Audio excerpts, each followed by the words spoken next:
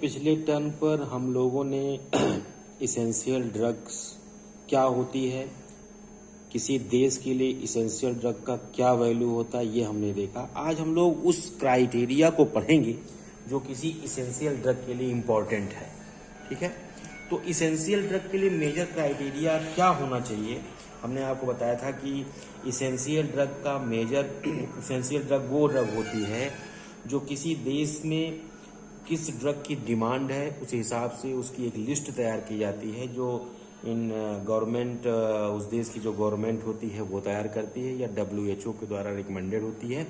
देखिए यहाँ पर अगर हम मेजर क्राइटेरिया की बात करें, किसी ड्रग को कैसे लिस्ट किया जाए इसेंशियल ड्रग में, तो वो क्राइटेरियाज हम देख लेते हैं। देखिए फार्माकोलॉजिकल डाटा हम लोग कलेक्ट करते हैं कि उस ड्रग का फार्माकोलॉजिकल डाटा क्या है, मतलब वो ड्रग फार्माकोलॉजिकल बेसिस पर किस तरीके से एक्ट कर रही है बॉडी के अंदर और उसका क्या इफेक्ट बॉडी पर एडिक्वेटली आ रहा है, ये हमें प्रॉपरली उसके बारे में, उस ड्रग के बारे में जानना होगा, जिसको हम इसेंशियल ड्रग की लिस्ट में रखे हैं। Number 2, the prevalence of disease pattern, cost, demographic factors, environmental factors are also very important. यहाँ बहुत इंपॉर्टेंट ये भी है कि भाई कोई डिजीज पर्टिकुलर कंट्री में किस तरीके की डिजीज है, उसका पैटर्न क्या है, एक चीज।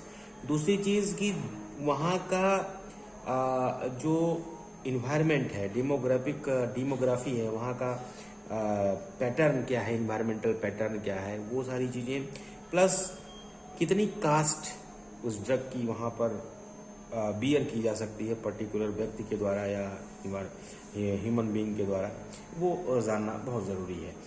साथ में इन्वायरमेंटल फैक्टर तो हैं ही इम्पोर्टेंट। ये सारी चीज़ें जानने के बाद ही हम उसे इसेंशियल ड्रग की कैटेगरी में रख सकते हैं।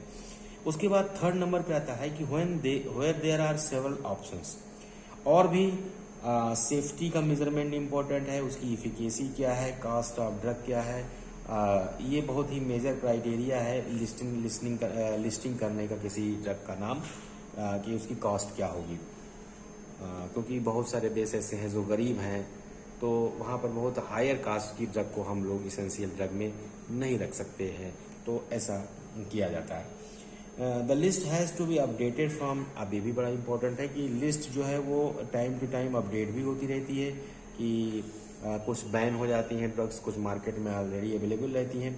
The list prepared by government of India is called national essential drug list 1996। अभी 1996 की लिस्ट चल रही है, और ये हमारी इंडिया की बात अगर करें तो उसे भारतीय जो सरकार, हमारी भारत सरकार, उसके द्वारा उसे लिस्टिंग किया गया है। ऑफिशियली ये प्रैक्टिसाइजिंग क्लिनिशियन, एक बड़ी इंपॉर्टेंट बात यह है कि कोई भी डॉक्टर जो किसी भी कंट्री का है या हमारे ही देश की बात कर लें, तो ऑफिशियली कोई क्लिनिशियन जो है is not compelled to prescribe only from national essential drug list. ये कोई कंपनसेशन नहीं या कोई कंपल्सन नहीं है कि उस इसेंशियल ड्रग की लिस्ट की ही ड्रग को प्रेस्क्राइब करे कोई डॉक्टर। वो कोई भी ड्रग अपने हिसाब से कर सकता है। जैसे फॉर एग्जांपल अगर हम ले लें, एक ड्रग है teicoplanin. Teicoplanin is not included in the list yet it is often used और प्रिस्क्राइब्ड इन कोलकाता। तो टिकोप्लानिन एक तरीके एंटी कैंसर ड्रग है, इसका यूज जो है कलकत्ता में होता है, जबकि ये इसेंशियल ड्रग की लिस्ट में नहीं है इंडिया की गवर्नमेंट में।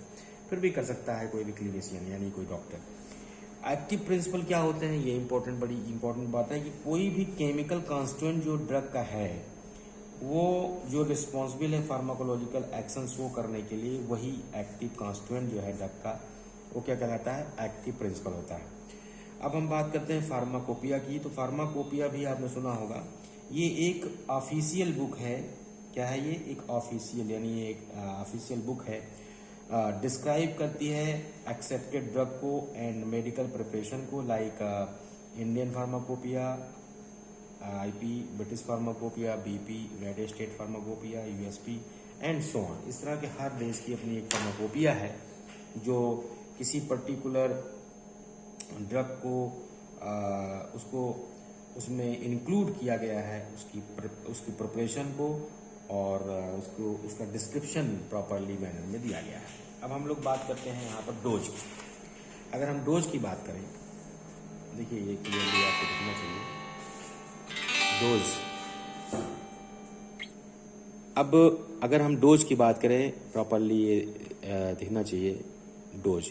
तो देखिए क्वांटिटी ऑफ ड्रग, ध्यान से देखिए, क्वांटिटी ऑफ ड्रग या मेडिसिन की बात करें, to be taken either at one time और daily.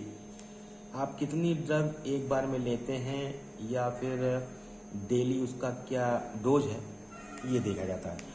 So throughout the whole course of treatment कितनी ड्रग लेनी है आपको।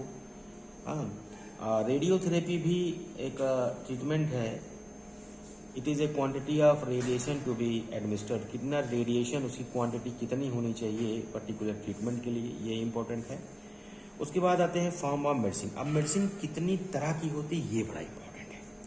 देखिए सॉलिड, लिक्विड, गैस, तीनों टाइप की आपको मेडिसिन मिलेगी। अगर सॉलिड की बात करें तो सॉलिड में देखिए यहाँ पर टैबलेट फॉर्म में आपको ड्रग मिलेगी, कैप्सूल फॉर्म में मिलेगी, पाउडर फॉर्म में मिलेगी और सपोजिटरीज के फॉर्म में मिलेगी। अब देखिए, और एक होती है पेसारीज। पेसारीज क्या होती है, ये वेजाइनल यूज में आती है। फीमेल वेजाइना में फंगल इन्फेक्शन अगर होता है तो पेसारीज जो है वो वहाँ पर इनकारपोरेट कर दिया जाता है, रख दिया जाता है। इसी तरह सपोजिटरीज भी है, पाउडर और कैप्सूल, टैबलेट तो आप अच्छी तरह जानते ही हैं। अगर लिक्विड की बात करें तो लिक्विड में मेडिसिन का जो फॉर्म है वो इंजेक्टेबल है, यानी इंजेक्शन है, इनेमा है, मिक्सचर्स है, सीरप्स है। सीरप एक्चुअली इसका मेन इंग्रेडिएंट जो है शुगर होता है। लोशंस है, लिंकटस, लिंकटस इज विस्कस सीरप होता है, इसे लिंकटस कहते हैं, ये फार्मास्यूटिक्स का पार्ट है। गैस की जो मेडिसिन होती है, ड्रग में भी गैस, जैसे नाइट्रस ऑक्साइड की गैस यूज की जाती है फॉर एनेस्थीसिया। तो इस तरीके से गैस भी एक तरीके से मेडिसिन में आती है। अब हम बात करते हैं रूट्स ऑफ एडमिनिस्ट्रेशन की। देखिए हमारी बॉडी में बहुत सारे रूट्स ऑफ एडमिनिस्ट्रेशन हैं, जैसे सिस्टमिक। अगर हम सिस्टमिक की बात करें तो हमारे बॉडी के अंदर कितने तरीके से ब्लड में ड्रग इनकॉर्पोरेट की जाती है या पेशेंट उसे यूज करता है। अगर हम बात करें तो उसके दो पार्ट हैं, एक है इंट्रल, देखिए ध्यान दीजिए, इंट्रल, और एक है पेरेंट्रल। इंट्रल में हम ओरल रूट यानी मुंह से लेने वाली दवाएं, सबलिंगुअल जीभ के नीचे जो रखी जाती हैं, रेक्टल एनल पार्ट में जो दवाएं ली जाती हैं, उन्हें इंट्रल कहा जाता है। पेरेंट्रल में, अब पेरेंट्रल में देखिए कई पार्ट हैं। सबक्यूटेनियस इंजेक्टेबल है, ये इंजेक्शन के फॉर्म में subcutaneous, intramuscular, IV intravenous, intra arterial, intradermal, ठीक है। लोकल रूट की अगर बात करें तो स्किन पर अगर आप टॉपिकली कोई क्रीम लगाते हैं, लोशन लगाते हैं टॉपिकल, आंख में कोई ड्रग अगर आप यूज करते हैं तो आकुलर, और इंट्रानाजल अगर आप नोज के थ्रू कोई चीज देते हैं तो इंट्रानाजल। तो हमारी बॉडी में दो रूट हैं, एक सिस्टेमिक है, एक लोकल रूट है। सिस्टेमिक में दो पार्ट हैं, इंट्रल और पेरेंट्रल। इंट्रल में ओरल है, एनल है और सबलिंगुअल है। पेरेंट्रल में सबक्यूटेनियस है, इंट्रामस्कुलर है, इंट्रावेनस है, इंट्रा आर्टेरियल है, इंट्राडर्मल। इसका मैं आपको विद फिगर दिखा देता हूँ। देखिए पार्ट, देखिए ये इंजेक्टेबल है, देखिए स्पष्ट दिख रहा है कि नहीं आपको फिगर में। देखिए यहाँ पर, हाँ इस तरह से देखिए आप, ये आपको स्पष्ट दिखेगा।